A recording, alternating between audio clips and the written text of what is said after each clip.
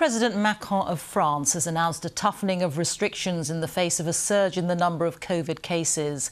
Measures already in place in Paris and in some other areas will be extended nationwide, and schools will be shut for at least 3 weeks. Our Paris correspondent Lucy Williamson reports. Paris today is a tale of two cities.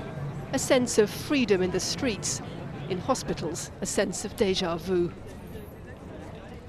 With more than 5,000 patients in intensive care, France is already above normal saturation level.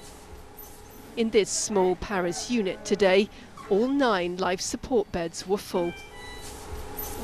The thing that worries us a lot is that protective measures are not being respected. When the weather's good, we see people walking by the Seine all cramped together or shopping in the market without any protection.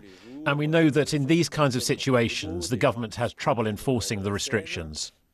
79-year-old Madeleine Lax arrived here after refusing the AstraZeneca jab. She didn't trust it with all her underlying conditions, she told me. But while waiting for the Pfizer one, she caught COVID. Has it changed her mind about the AstraZeneca vaccine? No, she said. It's here in the capital's life support units that pressure on President Macron has been sharpest. Some doctors have warned of an impending health disaster, saying they could soon be forced to choose which patients live and which die. Tonight, Mr. Macron admitted France needed to toughen the rules. From Saturday, everyone will have to stay local and schools will close for up to a month. We did everything we could to take these decisions as late as possible, and only when they became strictly necessary. That time is now. But I would also like to tell you this evening that thanks to the vaccine, we can see the way out of the crisis. With transfers from the worst-hit areas already begun, doctors have been calling for a third national lockdown.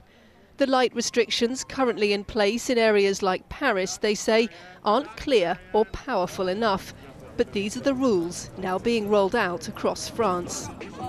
We don't understand them anymore. We're like, are we quarantined or not? We don't really understand, so we're going out without really knowing.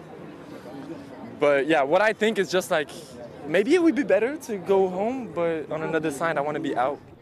After weeks of criticism over his strategy, President Macron is facing a nation divided between those who say they can't face another lockdown and those who can't face another wave. Lucy Williamson, BBC News, Paris.